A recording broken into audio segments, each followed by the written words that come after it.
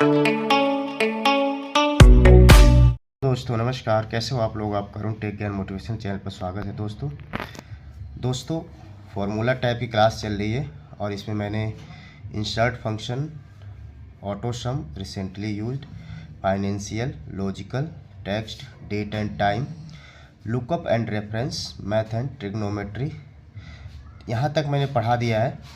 अगर आपसे class miss हो गई है या आप क्लास रिवाइज करना चाहते हो तो आप वीडियो के डिस्क्रिप्शन में प्लेलिस्ट का लिंक है एक्सेल का, वहाँ से जाके देख सकते हो। ठीक है दोस्तों, आज मोर फंक्शंस के बारे में पढ़ेंगे। इसमें बहुत सारे फॉर्मूले हैं, लेकिन जो कॉमन यूज के हैं वो मैं बता देता हूँ, जो जनरल यूज में आते हैं। तो दोस्तों इसमें मोर फंक्शन में सबसे पहले स्टैटिकल है। इसमें average, maximum, minimum, count, count A, count if, count blank, ये सारे फॉर्मूले हैं। जैसे स्टैटिक्स में जाएंगे, स्टैटिकल्स में इसमें हम देखेंगे काउंट इफ, काउंट एस, ठीक है, काउंट ए, काउंट, सबसे ऊपर ऑवरेज भी आ रहा है, देखो यहाँ पे ऑवरेज। इसमें मैक्सिमम, देखो मैक्सिमम, मिनिमम। तो ये सारे फॉर्मूले हैं जो जनरल यूज के हैं और मैं बता देता हूँ इसमें से।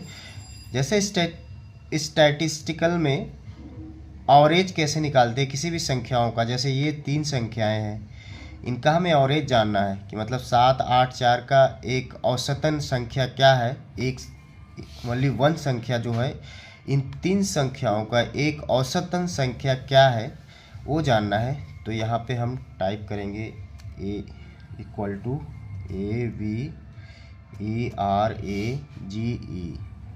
ठीक है, ऑवरेज। इस पर टिक कर देंगे, इस पर क्लिक करेंगे तो फॉर्मूला एक्टिव हो जाएगा। यहाँ से हम तीनों संख्याओं को सेलेक्ट कर लेंगे और फिर इसके बाद ब्रैकेट बंद कर देंगे, एंटर करेंगे। तो इन तीनों संख्याओं का जो ऑवरेज है वो 6.33 है। अगर दशमलव में नहीं रखना चाहें तो ये 6 हो जाएगी। ठीक है, यहाँ पे जाएंगे और यहाँ से ऐसे कर देंगे। तो 7, 8, 4 का जो औसतन संख्या, जो ऑवरेज संख्या वो 6 है। ठीक है, अब मैक्सिमम के बारे में समझेंगे। मैक्सिमम का मतलब ये होता है कि ये सारी संख्याओं में सबसे ज़्यादा बड़ी संख्या कौन सी है। तो यहाँ मैक्स टाइप करेंगे और इसके बाद इनको सेलेक्ट कर लेंगे और ये ब्रैकेट बंद कर देंगे। तो सबसे बड़ी संख्या यहाँ पे 8 है। अब आप ये सोच रहे होंगे कि बिना फार्मूला लगाए भी हम लोग देख सकते हैं कि सबसे बड़ी संख्या 8 है, लेकिन ये तो 7, 8, 4 मतलब तीन संख्या है। जब हम कहीं कंपनी में काम करते हैं या कहीं भी काम करते हैं, या हमारे पास शीट ऐसी आ जाती है कि उसमें बहुत लंबी शीट होती है, तो उसमें से हमें पता लगाना थोड़ा सा टफ होता है, तो हम इसलिए फॉर्मूले का यूज करते हैं। जैसे सपोज दैट अब इतनी सारी संख्याएं हैं, सपोज दैट ये इतनी सारी संख्याएं, अब इसमें से कहाँ हम ढूंढते फिरेंगे सबसे बड़ी संख्या कौन सी है। बस सिंपल सी है, इसमें ये अगर ये लगा देंगे, इस संख्या में से अगर हमें मैक्सिमम लगा देंगे, MAX मैक्स लिख देंगे और ये पूरी संख्याओं को सेलेक्ट कर लेंगे और ये देखो सबसे बड़ी संख्या जो है 48 है। ठीक है, तो इसलिए हमें मैक्सिमम की ज़रूरत पड़ती है। ठीक है दोस्तों, अब दोस्तों आते हैं मिनिमम। उसी तरह मिनिमम का भी है, सबसे छोटी संख्या अगर हमें देखनी है इन संख्याओं में से, तो ये पूरी सेलेक्ट कर लेंगे और इसको ब्रैकेट बंद कर देंगे, एंटर करेंगे तो सबसे छोटी संख्या इसमें 4 है। ठीक है, काउंट ए, यहाँ पे दोस्तों काउंट ए का फॉर्मूला ये होता है कि जितने भी हमने नंबर्स लिखे हुए हैं उसमें से हमें एक काउंट करना है कि कितने नंबर्स हमारे हैं, इस पूरी शीट में नंबर्स कितने हैं। तो वहाँ पे काउंट करके हम एक जैसे काउंट करेंगे, 1, 2, 3, 4, 5, 6 ऐसे काउंट करेंगे। तो हमें बहुत सारी संख्याएं हैं, तो हमें यहाँ पे काउंट का फॉर्मूला लगाना पड़ेगा। यहाँ पे लिखेंगे काउंट, एक्टिव कर लेंगे फॉर्मूला क्लिक करके, और यहाँ पे जैसे हमें इतना रखना है, यहाँ इस रो को लेना है, इस कॉलम को सेलेक्ट करके हमें इसमें से काउंट करना है कितने हमारे पास नंबर्स हैं। तो यहाँ पे देखो 1, 2, 3 नंबर्स हैं। ठीक है, काउंट ए में हमेशा नंबर्स ही काउंट होता है, न कि टेक्स्ट। ये टेक्स्ट को मैंने सेलेक्ट करा था लेकिन इसको काउंट नहीं करा है, केवल नंबर्स काउंट कर दिया है कि मतलब अगर 1 2 3 4 5 6 वो इसमें काउंट करना चाहिए, लेकिन इन्होंने 3 करा है, केवल नंबर्स वाले वैल्यू को काउंट करिए, ठीक है। अब काउंट ए का कहाँ पे यूज होता है दोस्तों? काउंट ए का यूज वहाँ पे होता है दोस्तों जहाँ पे नंबर्स और टेक्स्ट दोनों काउंट करना हो, वहाँ पे हम काउंट ए का यूज करते हैं। जैसे अब दोबारा से वही सेलेक्ट करते हैं और ब्रैकेट बंद करते हैं, देखो यहाँ पे 6 लिख के आएगा। काउंट में केवल नंबर्स काउंट होते हैं, काउंट ए में नंबर्स और टेक्स्ट दोनों काउंट होते हैं, ठीक है। काउंट इफ पे दोस्तों वहाँ पे यूज होता है काउंट इफ का जहाँ पे कंडीशन आ जाए, जैसे सपोज दैट राहुल है, कोई एम्प्लॉई है या कोई स्टूडेंट है राहुल, और वो कॉलेज गया हुआ है 1 से 5 मार्च में, इसमें 1 तारीख को प्रेजेंट है, 2 तारीख को प्रेजेंट है, फिर 3 को अब्सेंट है, 4 को अब्सेंट है, फिर 5 तारीख को प्रेजेंट है। तो इसमें से केवल प्रेजेंट हमें काउंट करना है, अब्सेंट काउंट करना है। तो यहाँ पे काउंट इफ का यूज करेंगे, जैसे COUNT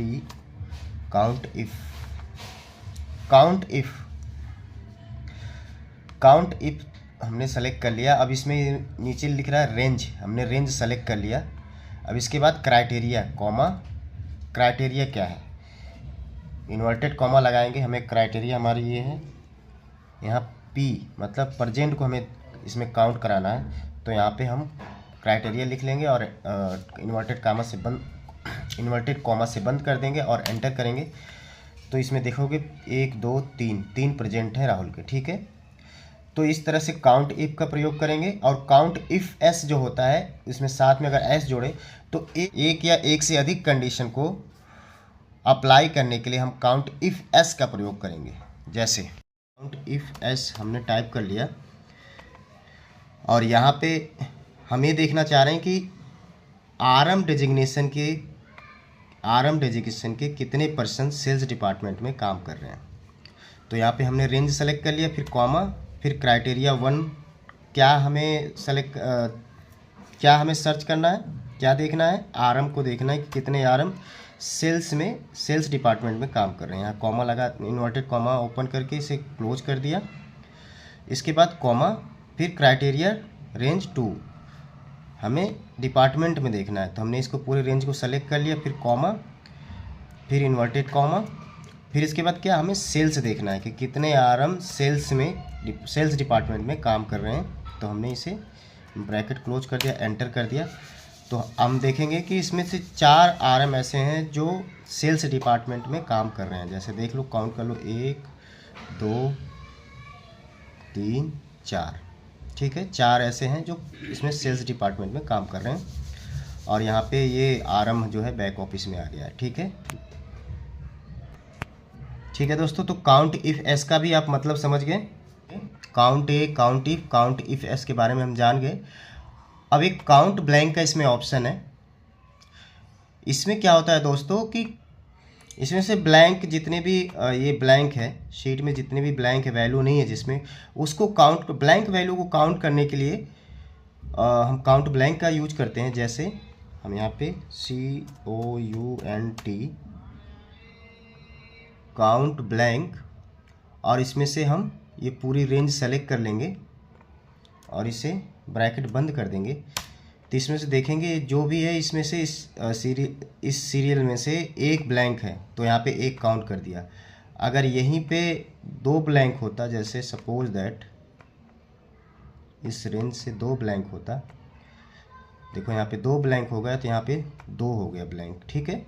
तो दोस्तों आज यहीं तक रहने देते हैं, कल मिलेंगे एक नई वीडियो में नई जानकारी के साथ। यहाँ तक वीडियो में बने रहने के लिए बहुत बहुत धन्यवाद दोस्तों। Thank you so much for watching this video.